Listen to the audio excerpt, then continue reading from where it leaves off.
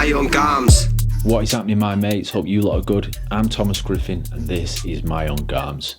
We're back up north this week for a chat with casual connoisseur, author and Stoke City fan Roo Oxley. I've been buzzing to chat to Roo since we started doing My Own Garms.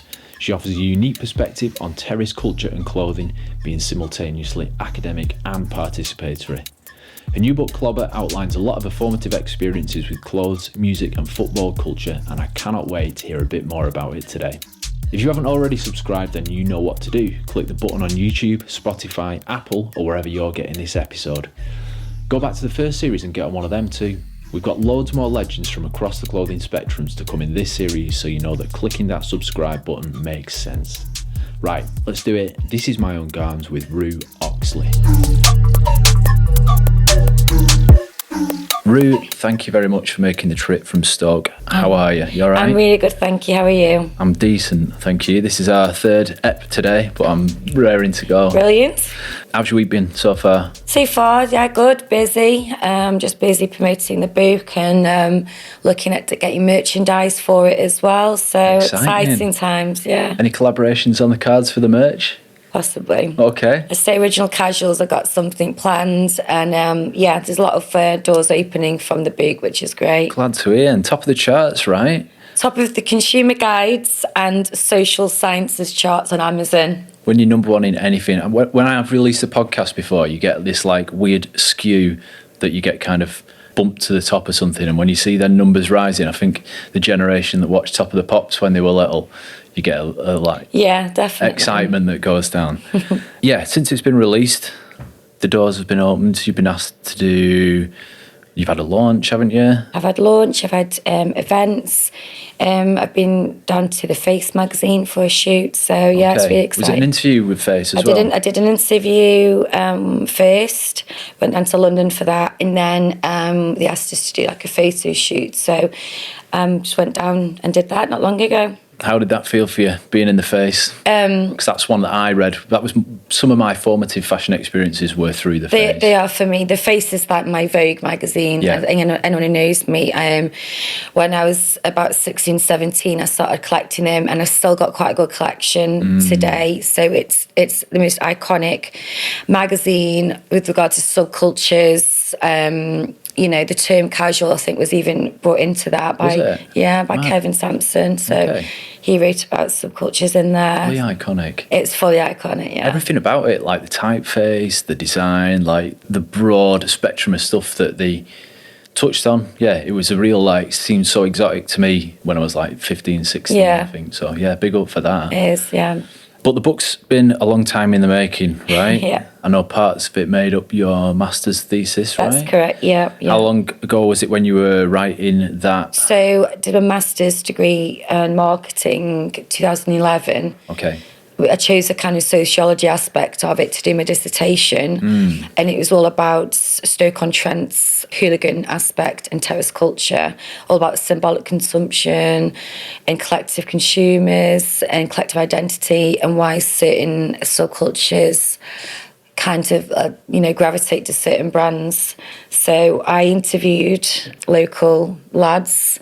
When you were doing the master's bit, was this? Yeah. I got distinction for the Masters. Congrats. Thank you. So, I mean, so much has changed since then, like a decade ago. It's crazy, which is what the kind of book picks up on. I think that's a fascinating element of it, like the change that we've seen in the last 13 years seems... You know, for better or worse, more towards the worse, in your opinion, might I say? I mean, I'm quite vocal, I think, in how I think subcultures have died, or, you know, the kind of truth meanings behind it, and how fashion's changed. And I think there's a few misconceptions that the book's just about terrace culture and casuals. It's not just about that. It's the first part of it's setting the stall out. It is about casuals and the brands, but it's also asking the questions of what are casuals? Are there casuals today? Is there any terrace culture today? If there isn't, why do people still dress and affiliated with this culture? So that was what I was trying to kind of get to the bottom of. Amazing. Well, hopefully we'll dig into a little bit more about the subcultures and stuff as we go on. up your ends. So you are from Staffordshire, right? Is it Stoke specifically? Yeah, North Staffs. So Stoke is a very, very kind of weird place. Stoke is the city centre, but it's mostly made up of little towns. And I was brought up in Newcastle under Lyme, which is pretty much next to Stoke. And you're kind of lumped in together. Yeah. Stoke has just sprawled over the years and started to take over these places. Yeah. Paint me a bit of a picture of the place you grew up in, maybe before you got to the kind of age when you were going to the match, and what the people in that town were wearing and how you fitted into that as a kid. Yeah, I think even before I get into football, it was, you couldn't miss the Clobber and the culture that was already around. In Newcastle, the town I was growing up in Hanley, which is part of Stoke, we had some really good casual brand shops. There was Infinities, there's Review, Hanley had terraces, and that's what all the lads were wearing. So even this is probably on the cusp of going to the football, but you couldn't help but notice people dressing well because it was, at the fingertips, so to speak. That's nuts, because it's not a big place in terms of populace, and it's not like, obviously it's got a lot of cultural exports, but yeah, I'm from Chorley, Lancashire, and we certainly didn't have 1, 2, 3, 4 shops that were kind of on the bleeding edge of what people wanted to buy. Do you think it was the football that caused them to spring up? Possibly, and I think it was just the football. I mean, this is like me growing up in the late 90s. I think there was just the zeitgeist that I write about. There's a lot of musical influences. We're from, we're just in the Northwest, just about. Is that where you self-identify as Northwest? I don't, because I'd get absolutely shut down for it, because we're actually West Midlands, okay, but North South, but not Northwest. But we're just it's a very strange place. I think, I suppose, like Liverpool is quite inward-looking and introspective, and no one gets them. I think Stoke's very similar to that. Yeah. One thing that when I heard you speak on that other podcast, the vowel sounds sounded distinctly Lancastrian, and even though you're miles away from, the further reaches of the Northwest, you still get them Lancastrian vowel sounds, which I think locates it geographically in the Northwest for me. Well, I don't think I sound like a southerner, but it's a Stoke accent's quite unique, and I haven't even got a very strong one. Yeah. I haven't. It's a kind of melting pot. Yeah. My experience of Stoke is I went and got a synthesizer fixed there by a weird old dude on an industrial estate, and while he was fixing it, I went to Stoke Monkey Forest with my girlfriend. Oh, Trentham. It is sick. There's misconceptions that it's just this kiln-filled, smoggy. Industrial wasteland, which it pretty much is, but there's other hidden gems around it as well. And I think this is why the football's always been part of it, and the fashion and the music scene. We've always had a great club scene. Okay, tell me a little bit more about that, because I know it's something that you've been passionate about for a long time. Yeah. What kind of music were they playing in the clubs? Was it electronic music? Was it indie rock? Was it a mixture of the two? Yeah, so we are Charlie's was Stoke-on-Trent. Entropy is in Longton. So this is old school rave piano house where Sasha cuts teeth, and I was just a bit too young to go to Charlie's, but we went to the next club after that, which is the Void. We had Golden, and everyone in Stoke had a tape from Charlie's. It's kind of ingrained in us. There's a lot of live acts as well, but we've always been able to have a good party and a good club kind of vibe.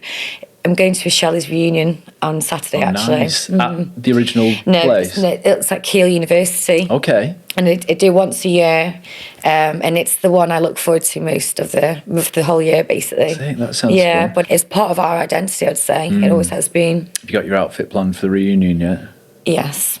Are you going to spill a bean? I'm not going in like full rave wear. I'll be wearing something very comfy with some trainers on, because I'll be dancing. It's not about it's not like flowers in your hair kind of festival thing. It's going to be hot, sweaty, and ravey. And do you think that music scene had an influence on what people were wearing? 100%.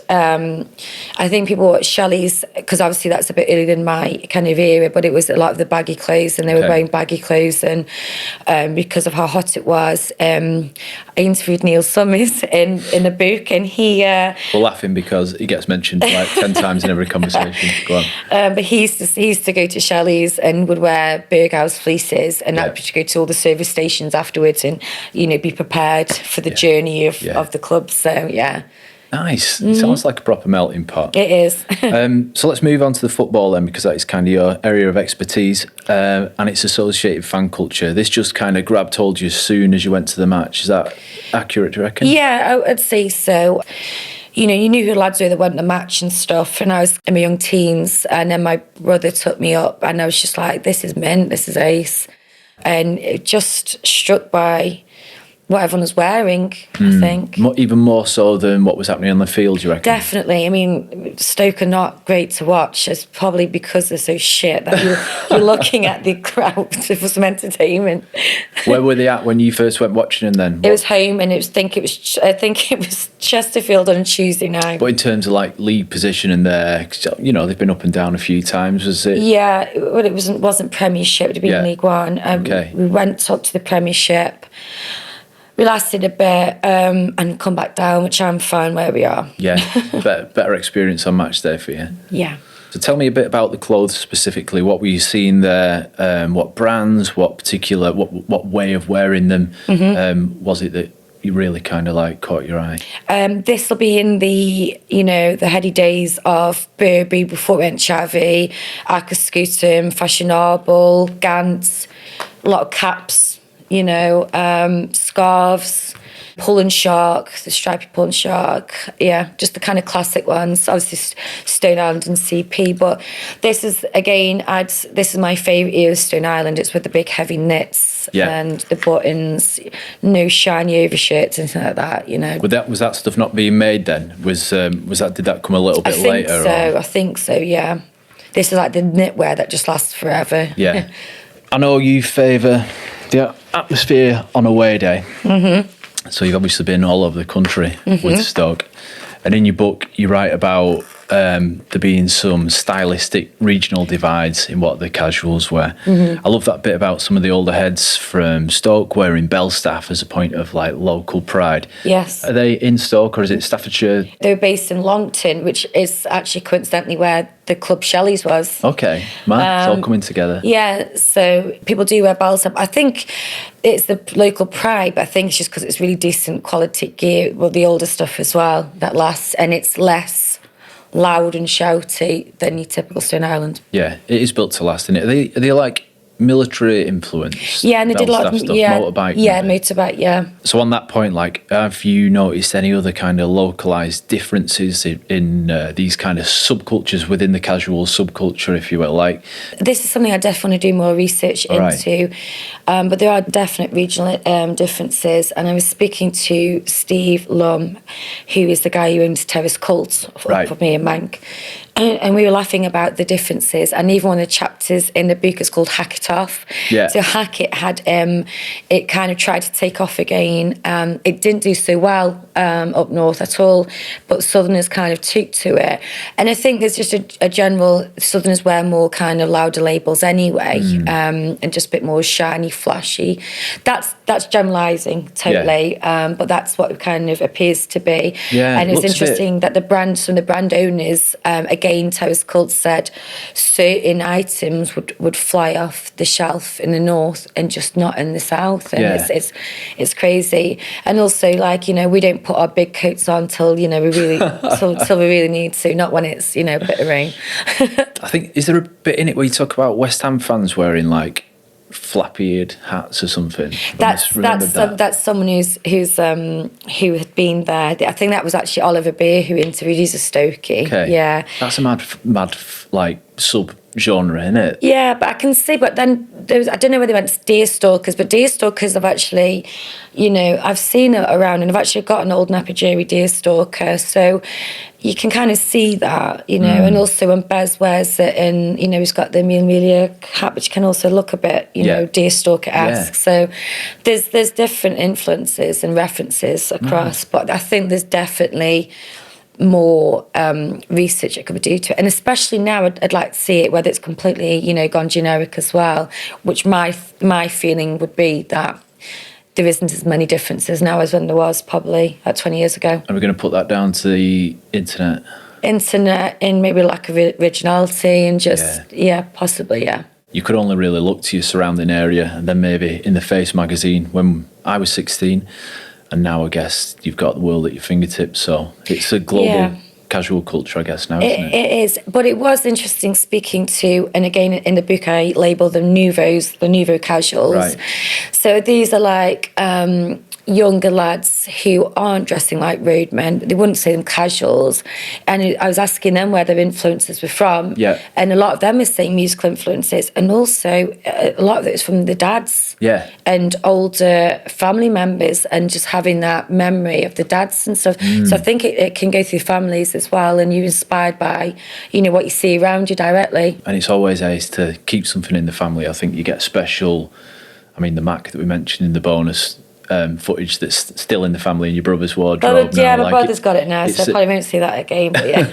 It's a special emotional bond, isn't it? Like, yeah. I was talking to this actress, Amber, who was on the first series, and she was talking about doing a shoot. She was a model, and you could smell like the perfume of the person that had worn it before, right? And being dead connected to the piece of clothing through that. So wearing something that your granddad or someone that's no longer with us is like, you know, it's close 100%, to you, isn't it? No, I agree with that. Yeah, totally.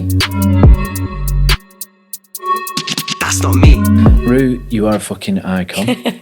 And you're obviously a proper Clobber connoisseur, been doing it for years. Was there a period in your life that you look back on and think, what the fuck was I wearing there? This is the God's honest truth. We were on about this, me and boyfriend were, and I've actually said there isn't anything that I would not wear now. Okay. There's nothing.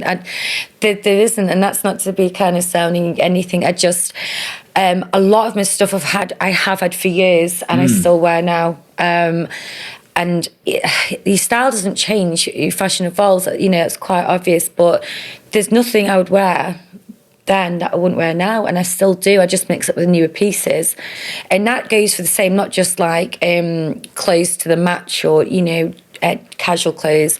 That goes for when I'm going out. What clothes used to wear going out, because I've always gone out, I'd still wear the same. I'd wear only what I wore 20 years ago if I could fit in it. I would wear it. I'd wear it now. Yeah. And I've kept a lot of my stuff. I used to work in a clothes shop in Newcastle, and that sold women's brands like early Henry Lloyd and all that kind of thing, you know. And I've still Miss 16 things, Diesel. Yeah. I've still got all of that. Nice. Let me pick your brains on rugby shirts specifically, because one of my favourite things that I've seen you wear are then Benetton rugby shirts. Ones, yeah. And I think I want to take the angle of like repurposing it. Hackett, that we mentioned before, looks to me like a rugby union fans brand. I mean, I'm wearing a rugby shirt today under here. Yeah. I basically look like I'm going watching the rugger at Twickers today, but I think the way that you wear a rugby shirt kind of reappropriates it to what you want to do with it.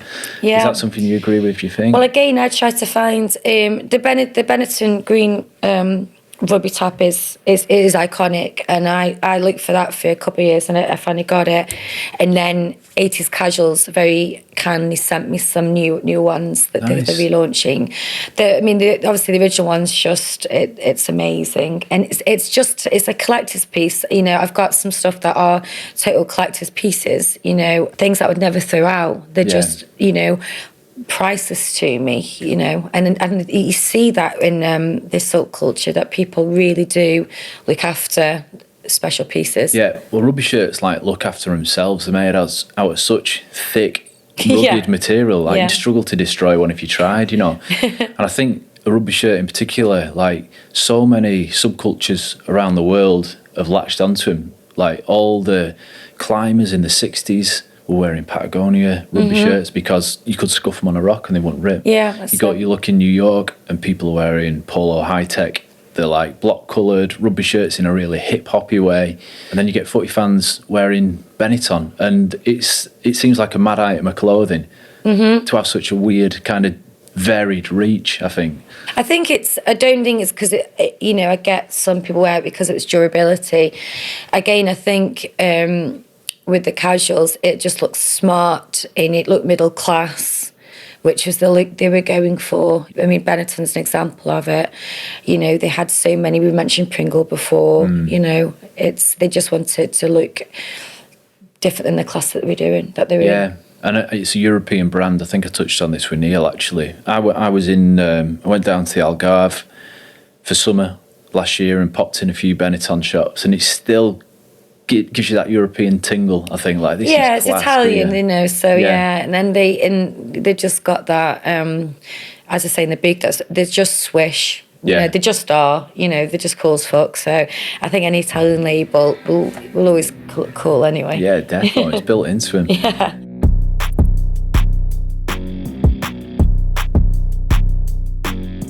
So I know you're interested in subcultures a lot. Yeah. And obviously casual culture is very fluid and evolving. It's been through a lot of stages with different influences from around and about. But which other subcultures do you draw inspiration from for what you wear? I mean, it's quite cliche, but obviously casuals kind of have evolved from mods and stuff.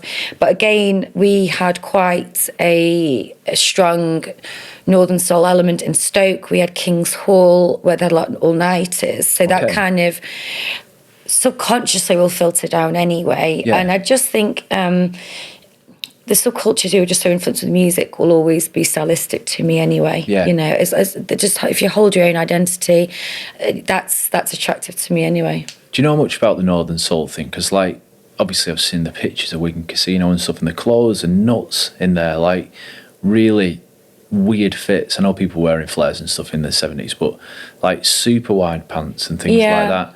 Yeah, has that bled into the kind of proto casuals? Were people wearing stuff like that to the match? Well, I think it's the kind of Fred Perry's a good example of it, because that's very you know, is part of mod culture.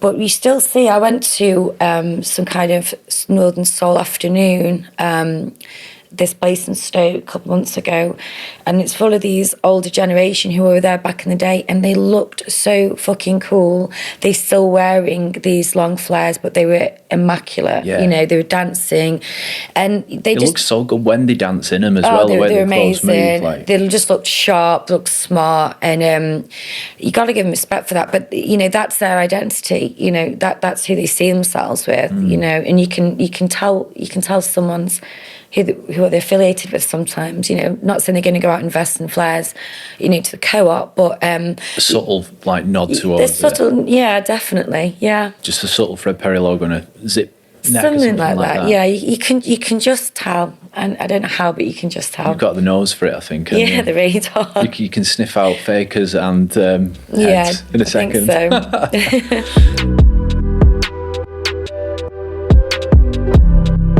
Tell me a little bit about your big brother, because I've been told that he is a sick fashion and music photographer. Is that right?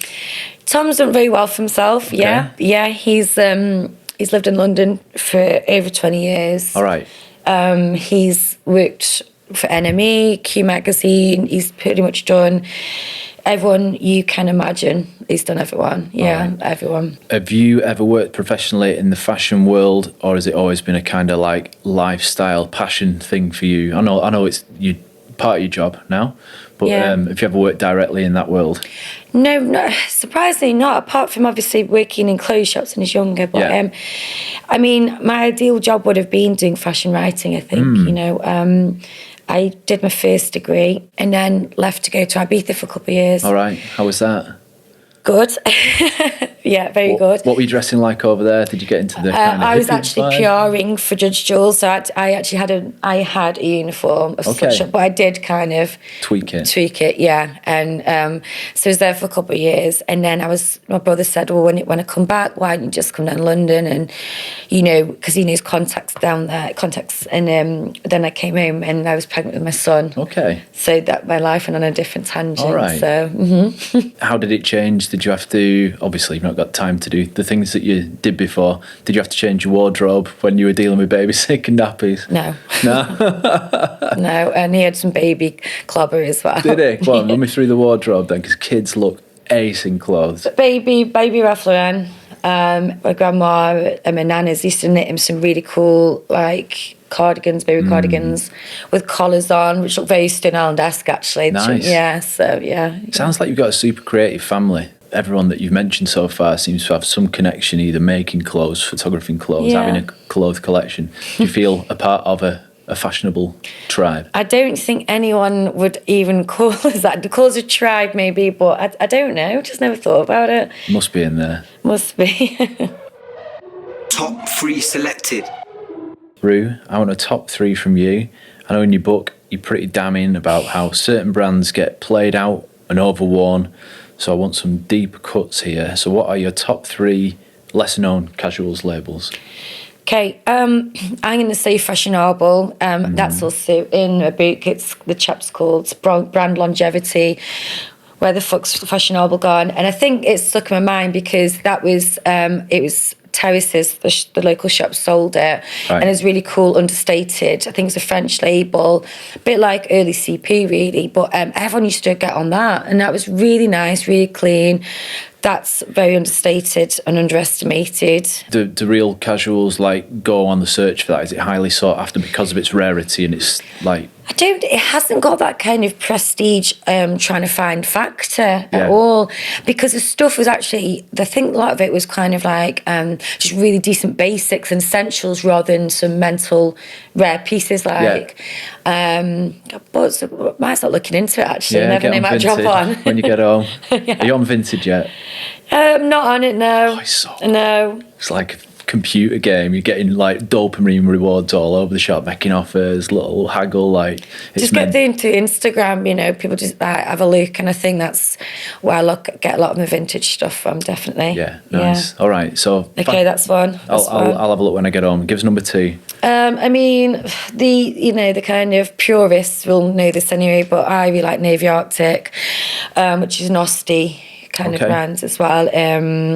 Some of the stuff is it's like same as CP really, but it's ultra rare. It's just really nice, late 80s, early 90s vibe to it, sailor-esque, you know. It's lovely, really nice. Okay, so when you say CP-esque, are we talking like innovative fabrics? Are we talking totally. different, like interesting influences? Yeah, and it's got like a very, I would say, navy influences. Yeah. And like CP is very military-esque as well. So deep cut. I'm into that one. Thank you. Then third, I would say I like vintage Armani. Okay. They did do last year a collaboration with CP Company. That went very quietly. It didn't get that much kind of noise about it. But some of the older jumpers are just the wicked. Yeah. I really like them, Italian style, that kind of like quality craftsperson shit, kind of baggy style and that. So I think, some vintage Armani is gorgeous. Have you got much of that in your collection? I haven't, no. I've got old Armani jeans and Armani trousers that I bought, but they're not like these kind of iconic pieces yet. I've got a really lovely CP woolly jumper, which is iconic one. I've got that, which is great. I love that. And it's that kind of look, I think. Yeah. Like a knitted. Okay. Like your nan's knitted it kind of thing, but it's just as cool. You got any knitting chops yourself? Have you ventured into that world? No. Looks like quite a quiet, mindful thing to do if you've got a spare 18 hours to knit a scarf. Yeah. So I've talked on My Own Garms before, but I'm always fascinated by garments that have stories and kind of tales baked into them by their owners.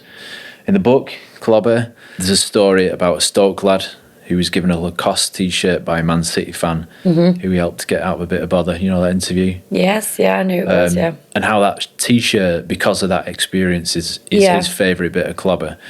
Is there a particular item that you own that you really, really love because of where it's been or what you've been through with it? Yeah, definitely. And I write about that as well. And I think I've spoken about this in other interviews. It was my first Stone Island jumper. And I had it on my 18th birthday from a boyfriend at the time, and we got it from Life, the shop in Manchester, and it was just this gorgeous kind of wheaty coloured, heavy knit, green label jumper, and I wouldn't sell it in a million years. And I think because it's my first piece, but also, like I said before, I really prefer the kind of late 90s, early 2000s aesthetic of Stone Island. So I've got a few like that, but that's my absolute, it's the kind of start of this. Does it get a run out, or do you keep it for I wouldn't, collectors it only? doesn't get a run out, no. I mean, I'm not precious about wearing anything. It's very baggy, actually. So, and yes, it's very precious to me. Yeah, that colour as well particularly just seems to attract bad news, doesn't it? I've got a few cream bits and bobs, and I can only wear them in the house, otherwise they get mucky. I'm very clumsy, so yeah, it's probably a good job. Yeah, have you ever ruined the collector's piece at a match? Have you ever had Strongbow dark fruits or snake biting black down the front of it? No, but my friend's mum did wash another boyfriend's Sinan jumper that I was wearing there, and it came out this big to like fit a teddy bear. It's a black high neck funnel neck one. I was gutted about that. So. Hand me down to the kids. It wouldn't even fit them. Yeah, maybe a little. If you got a dog. I have. Well, yeah, it would fit the dog actually. He's a Chihuahua. Fashion it into a Chihuahua outfit. He's got a Stone Island jacket. Has he? Mm-hmm. All right, nice, super cute. How do you feel about the adoption of the thing that you feel so passionately about, these hard-for casual identities by people kind of cosplaying as hooligans? And I think I'm referring to the recent trends of like bloke core and that type of thing. I mean, that's a good question, and it's a tough one because, you know, the casual culture appropriated themselves. You know, we kind of got bits and bobs, but we're very kind of possessive about the look, you know, and it still frustrates me seeing people wearing it and not kind of understanding where it came from, and just buying it for the sake of the label, or double badging in that just because it's Stone Island. It just drives me insane, and there's just no originality to it. And explain double badging to me. What's this one? Stony on Stony. Yeah. Right. Yeah. But like in matching stuff, you know. Yeah. And I just think, you know, people buying it for this kind of status and stuff. And this is the kind of crux of the whole book as well. It's like we're really, really kind of vocal about our disregard for it, but we still wear it, you know, because it's so part of our identity. Yeah. So it's, and, you know, it'd be quite narrow-minded to not allow and to be quite, you know, snooty about it. Yeah. But the purists probably will be. They'll probably be snooty about me wearing it, never mind, you know, bloke core and stuff. Yeah, so, probably all boils down to authenticity, doesn't it? Whether you've kind of like done it from a place of love and passion and identity rather than, I don't know, seeing it on Instagram and thinking it looks cool, I guess. Absolutely. It's a difficult one to manage, innit? Because you don't want to gatekeep and say you can't wear this, but like at the same time, fuck off if you do, kind of thing. I think that's what you're seeing nowadays. Like when I asked, you know, original and older casuals, you know, they would never not wear Stone Island. It's just the pieces they'll wear and how they're wearing it and mixing it and, you know, evolving it a little bit possibly to not be as like, you know, wearing Stone Island at match, you may as well say wannabe hooligan, which there's no such thing, you know, you don't, you know, there's no rows at a match anymore or anything. And it's just, there's just no originality. And I think that's when I go to the match, I do try and mix it up a bit. And when you go and you just see some of the young lads just wearing the same because they think it's cool, because they think it's the thing to wear at the match. Yeah. Whereas casuals didn't, you know, as long as it was something different and unique, that was what would set them apart. Now it's everyone's wearing the same thing. Identity kit. Stone Island. Next hype. Tell me what's next for you then, Roo. When is Clobber 2 coming out? Well, that depends on the publishers. Okay. I was joking, but is there one in the works? Well, depending on how well it goes, and I've had some overwhelming kind of feedback from the book. So I'd love to do some more, and I think just to go over some of the things that I covered, maybe go into more about the international scene. And you know, I spoke to a few ultras and stuff, but I think there's so much more. And in America, it's growing, and I spoke to an American over there. Yeah. So I think if I did another book, it would be to fix on that. Maybe look into female fandom. Maybe there's lots to cover, and also maybe moving away from like football subcultures, but subcultures in general, and just to see, you know, how this generation are how doing it. You know, It's so difficult to even have a subculture these days, isn't it? There seems like the social conditions that created them just aren't there anymore. absolutely. Do you think it's a lack of localization? Do you think it is the kind of global world that we live in? Yeah, maybe? I do. I think, you know, when I was growing up and we were going to watch bands like Ocean Colour Scene, Oasis, you know, Cast, Dodgy, we saw them in Stoke, and they're wearing our clothes and they're speaking our lyrics that we could relate to them. You know, It's a real bonding experience. It is, and I don't think you're going to relate to some kind of mumble grumble rapper talking about shotting weed and, I don't know, the Bronx or something. I don't know, but you know, I think to me, music and fashion has got such a connection. You know, they don't even have like Top of the Pops anymore. You know, does anyone listen to the charts? Are the charts even relevant? You know, and to us, it's so important. And yeah, absolutely. It was a ritual, Friday night ritual. You know.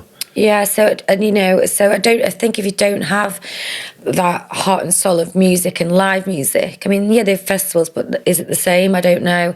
So I think that'd be interesting to cover. I know you said you've not fully researched it yet, but I am interested in other countries' take on casual culture, because obviously the influence from it is kind of Transalpine, but now we've got groups in other countries. Have you looked into anything and found anything interesting? Yeah. I mean, I spoke to Lorenzo Osti, he obviously owns CP, and I was asking him about the casual culture in Italy today, because obviously we took inspiration from the Paninaros, late 80s, early 90s, and he was just saying that there's hardly any casual culture in Italy today, in that they look to us, the north, just about getting in the north, for that. But a lot of, but then he said also some of the biggest customers for CP were Far East. Okay. But then I did speak to the more like the Eastern European side, and their ultras, that, you know, and their uniform is more, and their kind of look is more blackened out, very military-esque. Military, yeah. So they have the CP goggles and that, and they have Peaceful Hooligan, but there's no kind of panache to that look. I would say pure function. It's in North Face Face and that. But the interesting thing is that you're seeing ultras sections and factions in the UK, and I don't mean just Ireland and Scotland where it's quite big, which I look into in the book. I don't know if that's paramilitary-esque.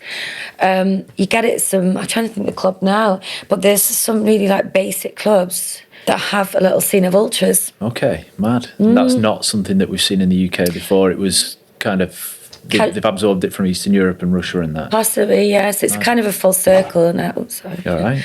So when you spoke to Lorenzo and he was telling you about this Far East culture, do you think the people over there were wearing it in the way that it was originally designed, or do you think the people are wearing it more the way that UK casuals were wearing it? I mean, I can't speak on behalf of the Osties how they want their CP clothes to be worn, but what I can say is that they were very they weren't snobbish about it. They would let anyone adopt it. Where, you know, arguably Stone Island have completely distanced themselves from casuals and the casual scene and hooligans. CP really haven't done that, and they really haven't. But I don't think the Far East will wear it the same way that we would do. No, I don't. Just because that sporting culture isn't a part of it? Yeah, I think so. Yeah, I think that's right, yeah. Interesting. Mm-hmm. Do you think the rarity and scarcity of vintage gear will have an increasingly important role in what people wear? Do you think that kind of like will to hunt something rare out will become more and more important? I think it already has been. I think it has. And I think when I speak to some people in the book that they were doing that in lockdown actually as a means of keeping themselves, you know, stimulated and still having that kind of, you know, being able to have that clobber, Yeah. but without you're not going to shops and stuff. And I think that's, you know, intrinsic to the casual scene anyway. It was to find something that's rare, to wear something that no one wears, and getting something and then wearing it, making it your own thing as well. So the vintage sellers are doing well at the moment, and I'd 100% wear something that's unique and an older rare piece than something from flannels. Yeah, 100%. I guess that kind of identikit match going uniform that you described, that is a way of kind of coming out of that, I reckon. Yeah, definitely. I don't think you'll get like, I mean, anyone who's wearing like, you know, Balenciagas and Alexander McQueen trainers with Stone Island are never going to be looking for some vintage Navy Arctic. Okay. You know, I think the people who are still kind of affiliated with or on like bits of the casual scene will carry on looking for rare pieces, just so they can retain something of the culture without looking like everyone else is at the match. Yeah, I think as well as seeing that in casual culture, you see it in other little subsections, fashion kids. Like the real flex is the dead stock, the archive pieces, the stuff that they're behind Junior Watanabe 2002, you know, and it's these new. I sound like I'm pushing for a sponsorship from Vinted here, but sponsor us Vinted. It's these kind of digital ways of purchasing things that are letting people. Because I mean, charity shops you can't get much good from anymore. Not like you could 10 years ago. So these digital ways of thrifting. Yeah, like, but I think if you've got any sense of style, and I don't mean labels and that. I think if you just like to dress yourself. You're always going to be wanting something a bit different anyway, you know. Just getting something that's not the norm. Standing out in the crowd. Yeah. Standing out but fitting in. Final question for you, Roo. On a scale of 1 to 10, how much do you care about clothes, about Clobber? Okay, well, this is a really interesting question as well, because, I mean, I love Clobber 10 out of 10, but I don't want there to be misconception that it's all about brands and branding and that people are brand snobs, label snobs. Clobber means a lot to me because it's how you represent yourself. It's your identity. It's your style. So, like I say, I wear a lot of Primark with my stuff. I've always dressed for how I feel. What's my shape? Yeah. And I just get things in my head before even, you know, I've got a look in my head, and then I'll get it. You know, so.